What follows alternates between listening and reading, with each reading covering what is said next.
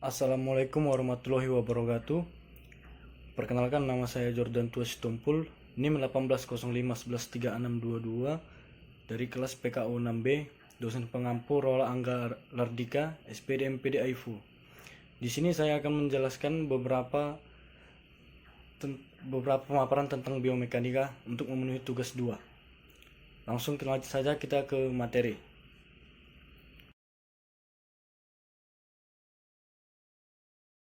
Soal yang pertama itu adalah definisi biomekanika. Biomekanika merupakan salah satu disiplin ilmu yang mempelajari bentuk dan macam-macam gerakan atas dasar prinsip-prinsip mekanika dan menganalisis suatu gerakan. Oleh karena itu, biomekanika menyangkut tubuh manusia dan hampir semua tubuh makhluk hidup. Demikian pengertian dari biomekanika.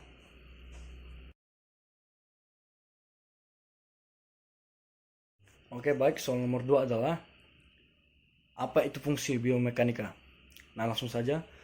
Secara garis besar, fungsi dan kegunaan biomekanika pada guru pendidikan jasmani maupun pelatih olahraga, yakni yang pertama itu memberikan dasar ilmu pengetahuan untuk mengambil keputusan berkenaan dengan keterampilan dan gerak dasar olahraga. Mampu dalam mengembangkan gerak dasar olahraga yang lebih efisien dan manfaat guna. Nah, di sini maksudnya kurang lebih agar seseorang guru atau pelatih dapat mengetahui kemampuan dari atlet atau murid-muridnya dan dapat memperbaiki apa yang kurang dari murid atau siswanya tersebut dan bisa membuat olahraganya lebih efisien dan lebih tepat gerakannya. Kurang lebih seperti itu fungsi biomekanika. Baik, kita lanjut ke soal nomor 3. Baik, kita lanjutkan soal nomor 3, yaitu definisi hukum kesetimbangan 1. Nah, hukum kesetimbangan 1 ini yang berbunyi, badan selalu dalam keadaan setimbang selama proyeksi titik berat pada badan tersebut. Pada badan tersebut jatuh dalam bidang tumpuannya. Nah, itu definisinya, dan kita langsung masuk ke contohnya. Contohnya ini, cobalah berdiri rapat pada dinding tembok. Saat berdiri, proyeksi titik berat badan jatuh pada tumpuan kaki. Mungkin bisa dilihat ya, yang sering kita lakukan pada saat olahraga di tempat-tempat kampus misalnya. Nah, sekarang lanjutkan dengan membungkukkan badan ke depan. Titik berat badan akan bergeser ke depan atau sebab bagian badan pindah ke depan dan sedikit turun ke bawah, atau sebab tubuh bagian atas turun, proyeksi titik berat badan akan jatuh di luar tumpuan kaki. Pada posisi ini kita akan terjatuh. Kalau kita membungkuk di tempat yang bebas atau tidak rapat ke dinding, tidak akan terjatuh.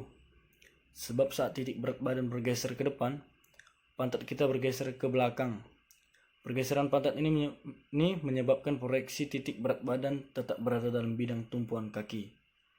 Kurang lebih itu contoh dari hukum kesetimbangan 1 yang tadi berbunyi, badan selalu dalam keadaan setimbang selama proyeksi titik berat badan tersebut jatuh dalam bidang tumpuannya.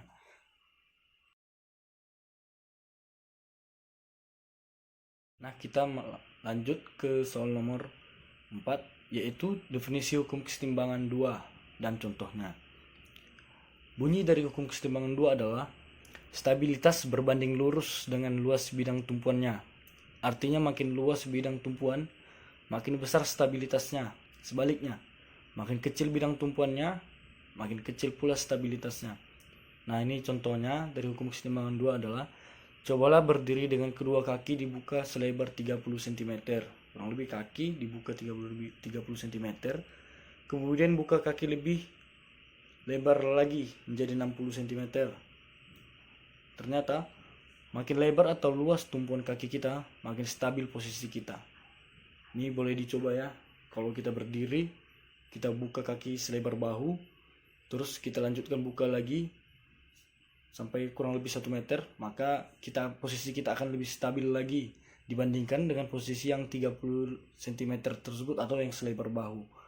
Nah, kurang lebih seperti itu contoh dari hukum kesetimbangan 2 yang tadinya berbunyi stabilitas berbanding lurus dengan luas bidang tumpuannya. artinya makin makin luas bidang tumpuan, makin besar stabilitasnya. Sebaliknya makin kecil bidang tumpuannya, makin kecil pula stabilitasnya. Itu bunyi dari hukum kesetimbangan 2 dan contohnya.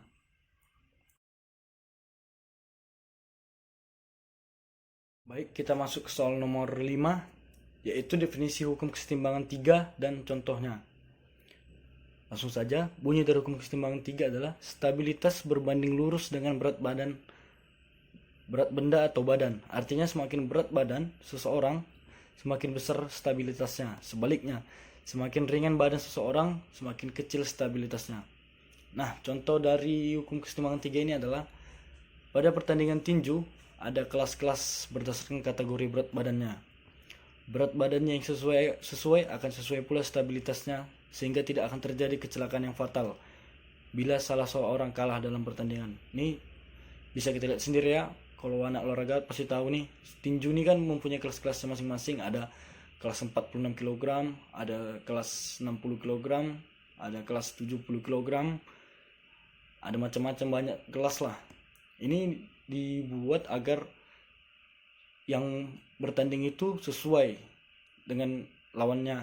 Jadi misalnya kalau yang 150 kg kan gak mungkin lah yang lawannya 70 kg, maka yang 50 kg harus tetap bertanding dengan yang 50 kg juga, biar imbang, biar pas gitu. Biar kalau yang 70 kg 50 kan pastinya yang udah pasti yang kalah itu pasti yang 50 kg, karena dari postur badan pun kita udah tahu gimana jadinya nanti setelah bertanding.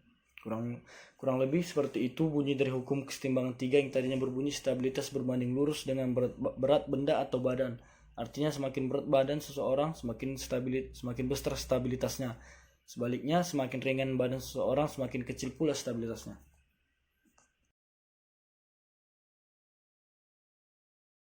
Baik, selanjutnya kita masuk ke soal nomor 6, yaitu yang dimana soalnya definisi hukum kesetimbangan 4 dan contohnya.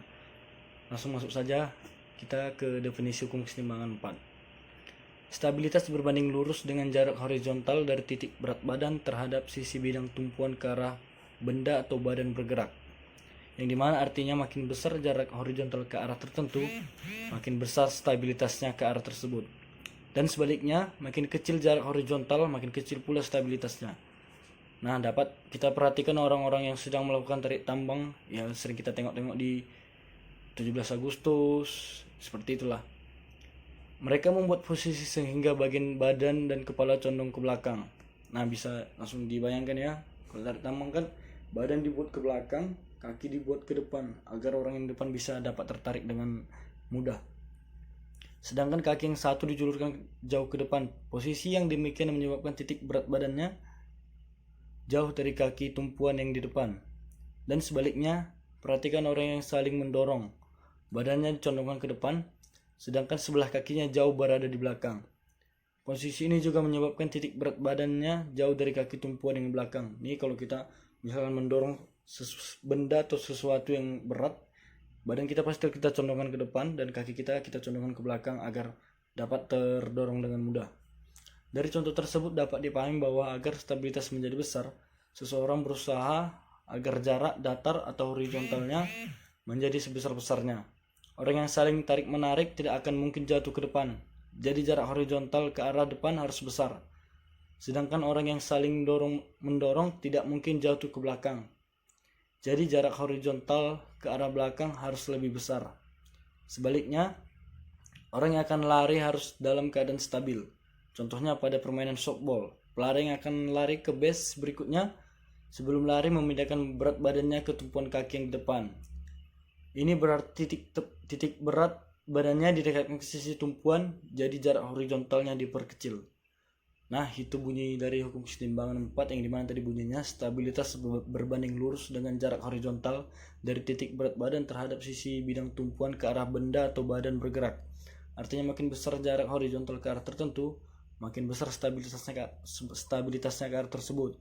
Sebaliknya, makin kecil jarak horizontal, makin kecil pula stabilitasnya.